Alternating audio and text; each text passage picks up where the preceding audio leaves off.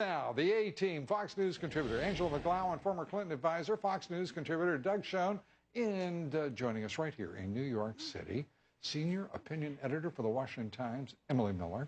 Emily, great to have you here. We're so used to you being in the satellite, on the satellite. You're in real life. Good to have you here. Doug Schoen, this president has reached a point of farce. The fear-mongering is astonishing. Aren't you a little embarrassed by it? I'm more than a little embarrassed, but to me, there's an even bigger issue.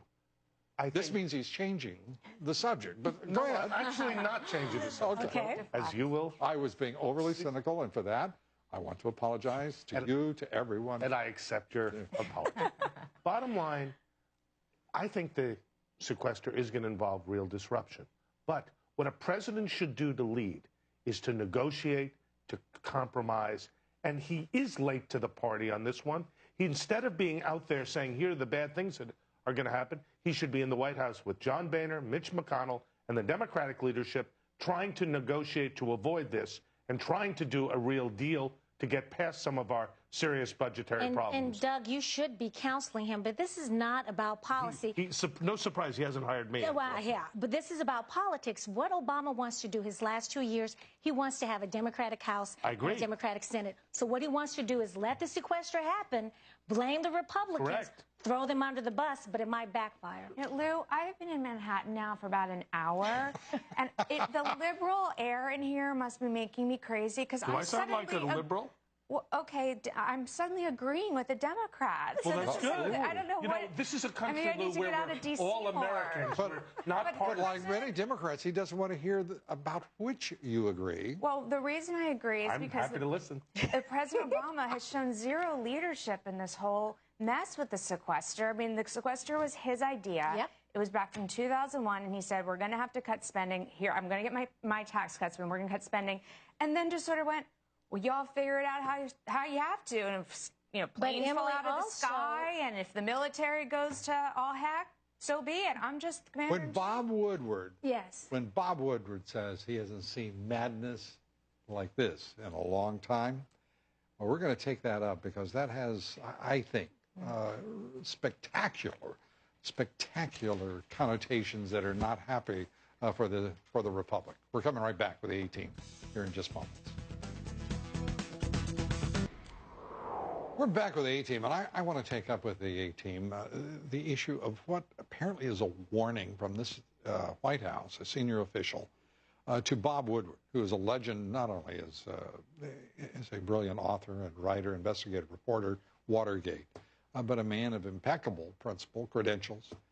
What in the world are these folks thinking of in this administration? I mean, they look horrible, Angela.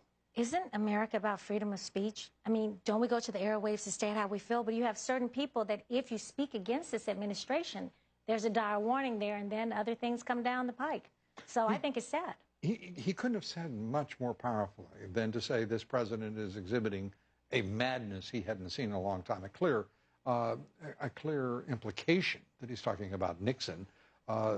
This is a Nixonian administration in the duplicity and the deceit with which it does so much. In the context of what Woodward said about it was because the president said, I'm not sending, I'm not using my commander-in-chief power to defend our nation how we need to because this possible send another carrier to the Gulf. Exactly.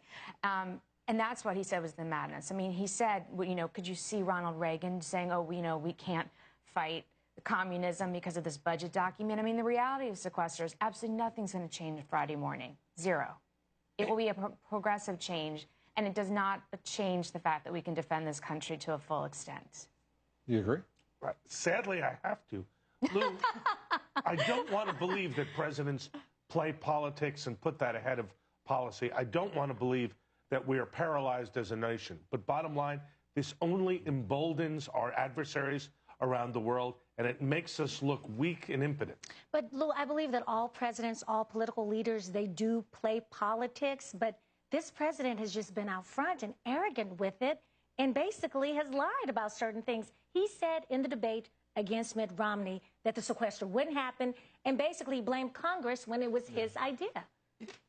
But the curious thing is the way in which the Republicans are responding, not as a bold and strong, loyal opposition and a countervailing force in Washington, the nation's capital, to this administration when one is desperately needed. Well, that's because the Republicans, I mean, there's nothing wrong. The only thing I see wrong with the sequester is it's not big enough. We have a $16 trillion debt. We're spending You want to cut defense? The only thing you see wrong with it is the massive defense. Are you kidding me? Emily, you're not a conservative. $1.2 trillion deficit every year, more than. And we're talking about cutting $85 billion. I mean, this doesn't even get even close to dealing with our entitlement crisis, mandatory spending, and all the waste. You didn't respond on defense. Perception is reality, though. When you had Bill Clinton and Newt Gingrich stood strong. Boehner's not strong. And I hate to leave it there, but I must. Thank you very much, Angela. Emma, great to see you here in New York City. Doug, as always. Lou, thank you.